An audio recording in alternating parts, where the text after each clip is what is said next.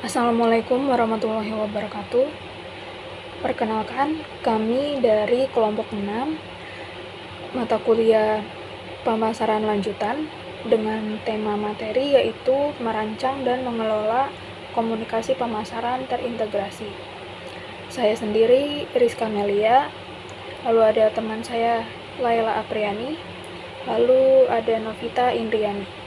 Untuk materi selanjutnya akan dibacakan oleh Laila Apriani.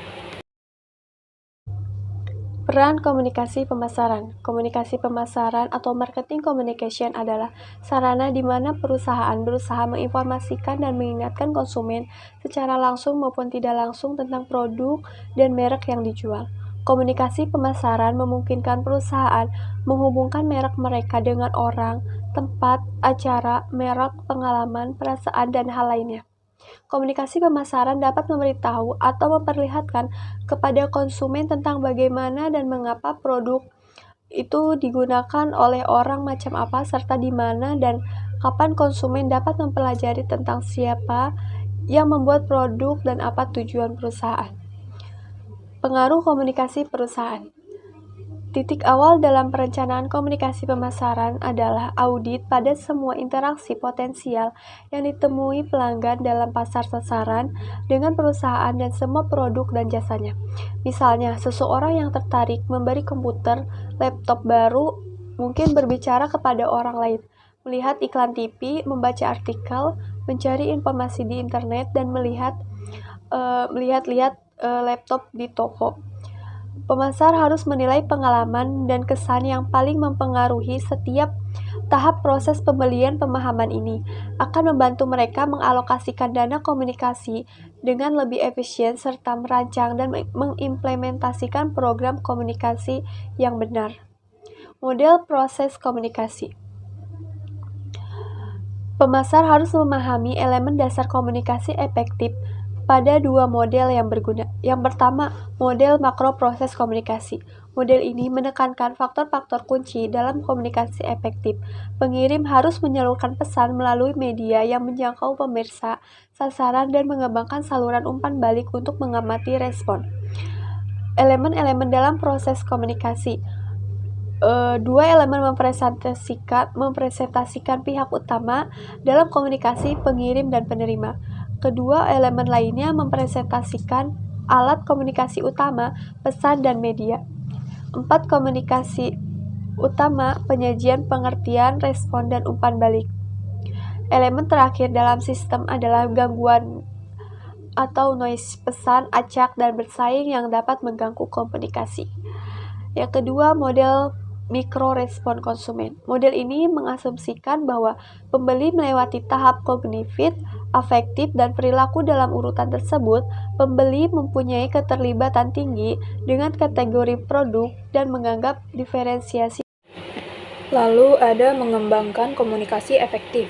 Yang pertama, ada mengidentifikasi pemirsa sasaran, yaitu proses harus dimulai dengan pemirsa sasaran yang jelas dalam pikiran, yaitu pembeli potensial produk perusahaan, pengguna saat ini, pengambil keputusan atau pemberi pengaruh, perorangan, kelompok, masyarakat tertentu, atau masyarakat umum. Yang kedua, ada menentukan tujuan komunikasi. Yang pertama yaitu ada kebutuhan kategori untuk mengalihkan atau memuaskan perbedaan anggapan antara keadaan motivasional saat ini. Yang selanjutnya ada kesadaran merek untuk mengidentifikasi atau mengakui atau mengingat merek dalam kategori dengan cukup rinci untuk melakukan pembelian. Selanjutnya ada sikap merek, yaitu untuk mengevaluasi merek dengan memperhatikan kemampuan anggapannya untuk memenuhi kebutuhan relevan saat ini. Selanjutnya ada maksud pembelian merek, instruksi mandiri untuk membeli merek atau mengambil tindakan yang berhubungan dengan pembelian. Lalu di sini ada gambar langkah-langkah dalam mengembangkan komunikasi efektif. Selanjutnya ada poin ketiga, yaitu merancang komunikasi. Poin-poinnya yaitu adalah strategi pesan, yang dimana manajemen mencari daya tarik, tema atau ide dengan positioning, merek, dan membantu menentukan titik perbedaan. Selanjutnya ada strategi kreatif, yaitu cara pemasaran menerjemahkan pesan ke komunikasi tertentu. Selanjutnya ada daya tarik informasional, atau mengelaborasi atribut atau manfaat atau jas. Selanjutnya ada daya tarik transformasional, yaitu mengelaborasikan manfaat atau citra yang tidak berhubungan dengan produk. Selanjutnya ada sumber pesan, yaitu pesan dihantarkan oleh sumber yang menarik atau terkenal dan dapat menarik perhatian dan ingatan. Selanjutnya ada poin keempat, yaitu memilih saluran komunikasi. Poin yang pertama yaitu ada saluran komunikasi pribadi, yaitu memungkinkan dua orang atau lebih berkomunikasi tatap muka, yang dimana antar seseorang dengan pemirsa. Lalu ada yang selanjutnya yaitu saluran komunikasi non-pribadi, komunikasi yang diarahkan lebih dari satu orang dan meliputi media, promosi penjualan, acara, dan pengalaman. Selanjutnya ada mengembangkan komunikasi efektif. Poin kelima yaitu menetapkan total anggaran komunikasi pemasaran, yaitu metode terjangkau. Banyak perusahaan menentukan anggaran promosi pada tingkat yang mereka anggap dapat terjangkau.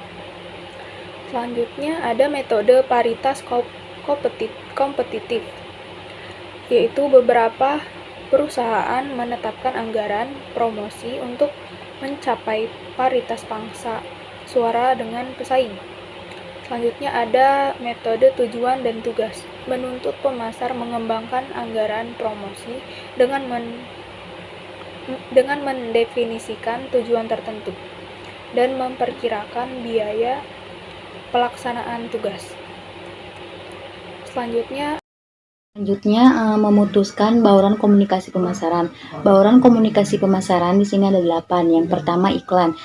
Iklan semua bentuk terbayar dari presentasi non-personal dan promosi ide, barang atau jasa melalui sponsor yang jelas. Iklan menjangkau pembeli yang tersebar secara geografis. Yang kedua, promosi penjualan. Berbagai inisiatif jangka pendek atau mendorong percobaan atau pembelian produk atau jasa. Yang ketiga, ada acara dan pengalaman. Kegiatan dan program yang disponsori perusahaan yang dirancang untuk menciptakan interaksi harian atau interaksi yang berhubungan dengan merek tertentu.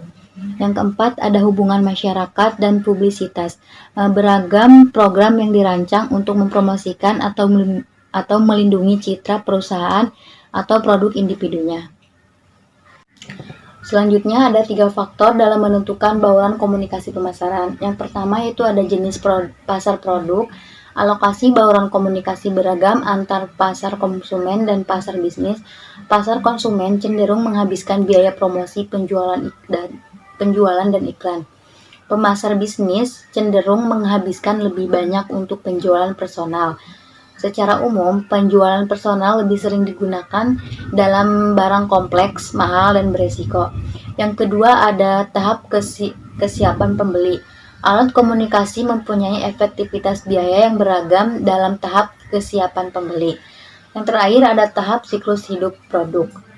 Dalam tahap pengenalan, iklan secara dan pengalaman serta publisitas mempunyai efektivitas biaya tertinggi, diikuti oleh penjualan personal untuk mendapatkan cakupan distribusi dan promosi penjualan, serta pemasaran langsung untuk mendorong percobaan.